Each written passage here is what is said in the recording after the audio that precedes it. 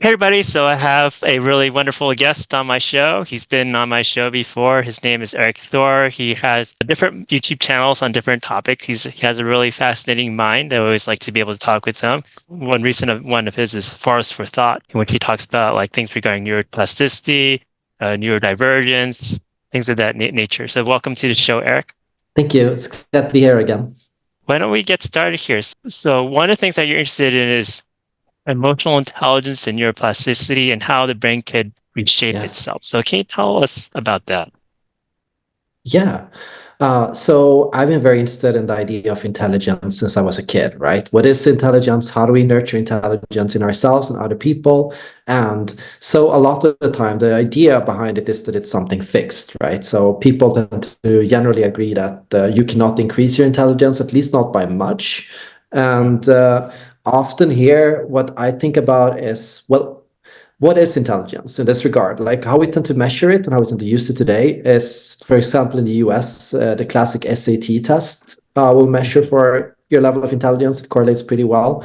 But it will basically be a test on your memory, working memory, how optimized your brain is, your decision making, things like that, right? In a kind Mhm, of safe and simple environment that will just throw a bunch of tests at you and see how well you do. mhm, Now, I recently I took an interest in taking a test for myself, and I did one of those basic visual spatial tests.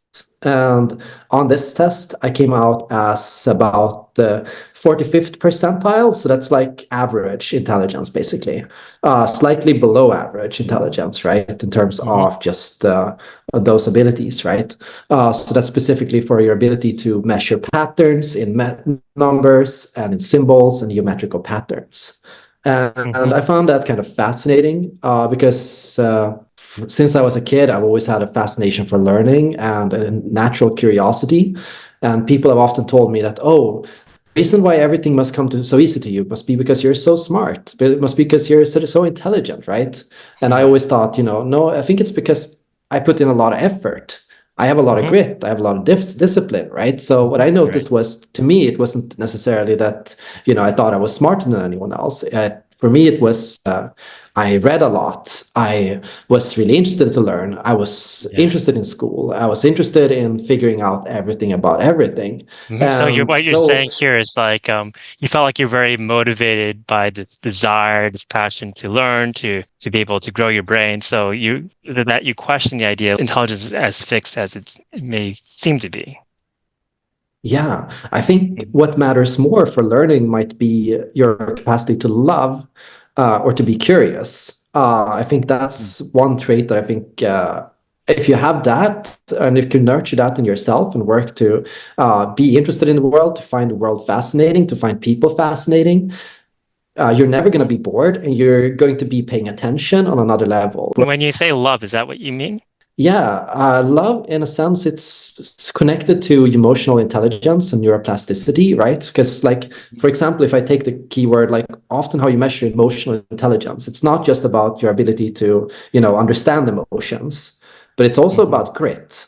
So, discipline, Right. right? So, Right. even if you're stressed, or even if you're upset, or even if you're bored or tired, you keep persisting at a task and you keep pushing yourself. And why do you do that? Because you care about the task, right? You Right. you, Yeah. you feel it's important. Uh-huh. Right. I think I could really relate to that. I'll give you an example from my own life. So there's Robert Sternberg's theory of intelligence. He mentioned there's three intelligence. One is like a very academic intelligence, one's creative intelligence, and one's practical intelligence. I do really well on creative intelligence and horrible at practical intelligence. When I try to do practical things, it kind of feels like I'm really dumb at it or very slow at it, and I get very demotivated as a result. But what I found is like Mm. when I start to have a passion, like I start to be like curious, like I treat this as something that's very interesting, like how, the Myers-Briggs, a sensing type would be naturally interested in some practical tasks. Like I just picture it like, wow, this is like a truth to pursue. Then I started becoming really motivated and wanting to learn, and my I felt like my intelligence, like my sensibility in practical tasks has increased a lot. Mm. That makes a lot of sense because it sounds like what you're talking about here is a bit of flow, right? Hmm. Right.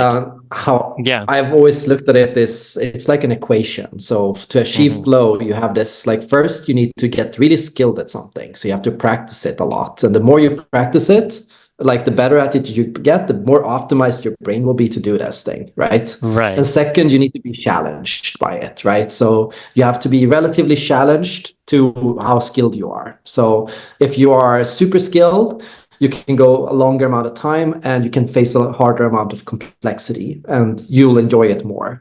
If your Right. challenge is too low, you're bored. If it's too much, you get overwhelmed, you give up. But you have to keep it Right. really relative. But Right. with this, of course, when we start out doing new things, for example, when I started playing chess this summer, I was thinking, okay, I'm going to try to see if I can get good at chess. So I was really struggling in the beginning. I thought it was kind of arduous and boring, right? Hmm. Sometimes. Right. But I thought, I'm going to try to do it just for 10 minutes a day. And Hmm. I could see how my progress went straight up, like from like 300 rating to like 1,000 rating, which is kind of like Wow. around the intermediate, right? Yeah. So Hmm. you can see how it's possible to improve at something. Even like I Hmm. would consider chess and logical tasks my biggest weakness. Hmm. So it's really Yeah. possible. There's something worthwhile to try something new like that. I've had a chess period too. But the thing is, the ability extends beyond chess because after I learned chess, I thought more strategically and more long term than before. Huh. Before I was like living more Yeah. like in a moment, but like after like chess has I felt like really made a difference in how I think. I like your approach of really looking at things with curiosity because then you always see the room for yourself to grow. Because if you look at it in terms of lack, like I'm lacking this and I need to make up for it, it's becomes more daunting and not like very motivating. Yeah. Yeah. I think it's really about fostering neuroplasticity for yourself, right? Because we know Mm-hmm. today well, neuroplasticity is the brain's ability to rewire itself, right? So, Right. yeah, even if you start out with a set amount of skills and abilities, everyone has their genetic things that they inherit from their family and their history and so on. Well, you can still systematically rewrite and learn new things and add on new things on top of that and change that around. So you still have Hmm. the ability to restructure your brain, but it's only possible if you reduce unhealthy long-term stress and give yourself safe and comfortable environments where you can explore new tasks Right. without feeling judged. And, Hmm. Right. love yourself and show compassion to yourself and allow yourself to try out new things and to be curious. So, Yeah. That's something I really find interesting is one of the things I'm interested in is like how can you create workplaces and schools and whatever environment so that it could foster the optimal amount of learning. And one of it is to create that feeling of safety with some people feel like the best way to motivate someone is to threaten someone, right? But that only works in the mm. short term because people get really stressed out from that and they get unhealthy and then their minds actually drop in functional IQ. 100%. Because what I'm seeing today is, of course, when people are stressed, people will often rely on force as strategies to kind of deal with the problem as quickly as possible. And they are short term strategies. Yeah, it's true. In the minute, if you're really tired, really stressed, and need to get something done Yeah. right away, it's best to either push your way and do it yourself or to, really coddle the other person and be like, really curl them to this answer and give the fees spoon feed it to them, right? Right. But this is the thing I feel people find the most difficult to do when it comes to kids and childcare and school, right? It's Hmm. teaching them to take responsibility early in life. Often we kind of don't want them to start taking responsibility until they're like 15 or 18 years old. But Hmm. already when Right. you're very young, it's possible to introduce small positions of responsibility, like small Right. areas where you can actually teach the kid to start trying out things for themselves, to Right. ask Yeah. them, what goals do you want to set for today? What do you want to achieve in school? Yeah. How do you want Yeah. to learn this? Like, how much do you think you can learn this week? Right. How far do you think you'll get? Like really helping people set their own goals and strategies so Hmm. that they can be and feel involved in their own education. Right. Yeah. So like this sense of scaffolding education, as you say, like really helping them stretch out of their comfort zone one step at a time, while also giving Mm. them the sense of agency too. So Yeah, that's where their empowerment comes from.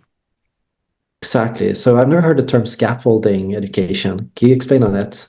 When it comes to education or keeping others. There's two categories. One is there's not enough of a challenge, so things are kind of easy. And what happens is that it kind of makes that person who's learning to be a little bit weaker or not like challenging themselves enough. And the other thing is to make things so overwhelming, it's very hard for the other person to learn. Like it's the level is way too high for them, right? So Yeah. you want to have something where it stretches them right outside of that comfort zone a bit more, right? And then you want to keep pushing that. So that's scaffolding because you're structuring over time based on their ability. Yeah. Yeah, that sounds great. Yeah, it's something that I feel was missed because I came to school. I remember I was like 5, and I came to school. In school, we start in Sweden around 6. I was 5, but the general thing was like I thought it would be a place to learn, and that it would be a place where it was encouraged. But I found that actually I did a lot more learning on my own, and I realized early that I want to figure things out. I want to know all about Swedish history. I want to know all about writing, and I Right. want to know you know about philosophy, psychology, and all those things, right? Right. So what I noticed was, okay, if I want to learn these things, I'm going to have to go to the library. so and so I ended up going to the library, and of course, I ended up going online on Wikipedia. I loved early day Wikipedia and all the potential that came from there. And I would just read, and I would set challenges for myself. And I would this week I want to learn all about this, and I want to master and I did quizzes for myself. I started Yes. Yeah. creating these things because, of course, in school it was you only have this chapter you have to read. You should only read these pages, and you'll be graded on the Yeah. answers Very themselves. But restrictive. Very like it's a bit overregulated in that sense. yeah, and you need something much more holistic. And of course, it's a matter of, it has to be done the right way. I'm not advocating for laissez-faire, Mm. particularly in education, or like just letting kids do whatever they want. I'm trying to educate on like how do we foster responsibility because freedom requires responsibility. Yeah. And of course, without responsibility, freedom is impossible. So we have to constantly tread these two opposites and learn to make sure that, whenever kids start demonstrating the ability to think for themselves, we should reward them with more responsibility. And if they are starting to fail to follow it, of course, we need to step in and intervene. But that's the kind of passage we have to follow. Yeah. I kind of like, Hmm. okay, it's really Yeah. seeing, okay, what are you capable of doing yourself and what do you need help with? Yeah, that makes a lot of sense. Like something I learned from my own experience that it's interesting you mentioned about these. I think we had a discussion before this about SAT being somewhat equivalent to an intelligence test. So I remember when I took the SAT, I had a lot of tutoring for it, right? So I just really much counted on the tutoring the classes I took for SAT to do well, and Mm. I did decent on it, but when it came to the DRE, which is for a graduate school, it's a very similar kind of test. I decided to completely depend on myself and just out of my own intrinsic desire. And I studied. I just put all my energy into it, and it was first of all it felt very empowering, and second of all, I scored so much better, over like a whole level difference from the SAT, right? So Mm. you can almost say that in some ways it almost appears that I've grown in intelligence from being able to empower myself along the process. Yeah, that makes a lot of sense. Can you tell us about something that you're also interested in is about polymathy? So do you want to talk about your interest in that? Yeah, for sure. So more and more, I'm starting to realize that perhaps one of the best goals that you can set for yourself for your own personal growth is to try to achieve and become a polymath, right? So, and Mm. that's a pretty fluid target. There's not a set end destination where it's like, oh, now I'm a polymath and now it's good and now it's Hmm. done. It's more like a branching out and gaining skills in multiple domains and areas. Hmm. And so I'm Right. challenging a lot about specialization culture today, where it's like, you find your job and then you do that for the rest of your life. And as soon as you're 25, you finished your education and you never have to learn anything ever again. And your brain Hmm. is fixed and finished. And, like at that point, you can just yeah, but I'm realizing is we need a more comprehensive approach. Like it Hmm. seems I've been most interested in the happiness aspect of this, right? The flow, the well-being, the sense of purpose. And I realized that, yeah, I try to teach happiness as good as I can, but often it seems like happiness has to come from work and labor and like effort, right? So Hmm. we happiness is something we gain from pushing ourselves to our limits and striving and improving and bettering ourselves. So that suggests that there's an aspect of theirs which is constant, continuous learning. Like Hmm. for the rest of your life, you have to tell yourself, I'm going to try to keep learning something new for the rest of my life. Like I'm going to try Right. to keep pushing my horizons, finding new things to do, whatever it can be. You know, it can be learn to cook better, new recipes, experience new cultures, learn new languages. It can be, you know, learn to be better with people, interpersonal skills, gain more Hmm. Right. self-awareness. I guess what you may be saying here is specialization kind of leads to a mental dead end that can make us less happy because there's more of a sense of stagnation, like if you're just pursuing one area. Yeah, yeah. What I'm seeing is it's an incomplete sense of happiness. So what I'm realizing is, you know, you can put all your eggs in one basket and just push yourself to do something. You know, it can be, you know, for work and professional success, or it can be, for example, to only choose for family and to only choose for, you know, recreational activities like music or becoming an artist. But if you only pursue that single-mindedly for the rest of your life, you know, yeah, you might achieve that. You might be happy in that domain, in that specific area of your life. But you'll feel like the rest of your life, you're going to feel like something else is missing. Like the idea, like you have to find your stick and you want to just do it well and you want to like maximize your capacities in one area, but we may not be happy as human beings, like if the other areas fall to waste, especially Yeah, around human exactly. relationships and etc. Exactly. And we also miss out on cross application possibilities from this because a lot of the time we think that, you know, the path to be successful in marketing or business is to, you know, work 80 hours every week for the rest of your life and to, you know, constantly nonstop be in that spiral of sales, leads, and every relationship is transactional and everything is about money and, you know, like really getting into that lifestyle. But Hmm. what's really happens is if you open yourself to have love in your life and stability and social friends and networks, that's imperative to your success. You need to have friends that you can be around, which is not about selling or marketing or opportunities or Yeah. leads or, you know, like Yeah. it's And it's about, you about it's know, about genuine connection too, because it's not about like some sort of ends. You really want to be able to connect with that person as a person. exactly. So you need the social fulfillment along with the professional fulfillment. Of course, everyone wants professional fulfillment. Everyone wants to feel like they're useful in some regard and that they're contributing to society or the world somehow. That's in all of us. Hmm. But we need also, for example, physical health, right? If you take a chess player, for example, a chess player has to sit by a chess table for 8 hours a day at least, you know, sometimes longer. They just have to sit and stare at that table. That's only possible if you're physically fit, right? So what that means is you're gonna have to exercise, you're gonna have to make sure that you're healthy, because only a person that's physically healthy and fit is going to be able to have the energy and focus to do that, to go Right. through that. There's a great movie on that. It's a I don't even remember the title, but like there's this person who I think as a kid he was already a chess prodigy, and so he thought about the idea of pursuing that path of being a professional chess player, but he realized he wanted to expand in other areas of his life, like martial arts and all that. Because in that movie, Mm. he got to look at some of the older chess players who just really just wanted to focus on chess, and they were like dysfunctional in their lives otherwise, and he didn't want to be a part of that. So another thing this reminds me of is we look at it from a typology perspective. There's thinking types, feeling types, intuiting types, sensing types, and the thinking types would want prefer like to go in a thinking direction, like everything's reducible to thinking, and people who are feeling, Yeah, they think everything has to do with feelings and emotions. But really, what we're looking for, what Carl Jung has talked about, is like having that sense of balance between these yeah. four areas. That these four areas form you can have like a circle like this, and you have the four areas on the edge of the circle, and we want to be that circle in itself, not get trapped into one direction. 100%. So what I'm seeing there is often people think balance means being in the middle and not going in either direction. So Right.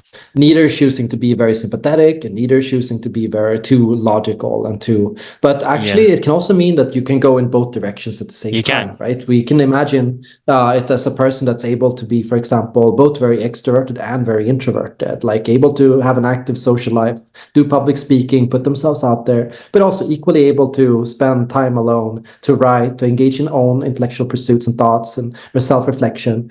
And Hmm. so that's kind of what you're kind of going for. You're not trying to go Yeah, for, just not doing either.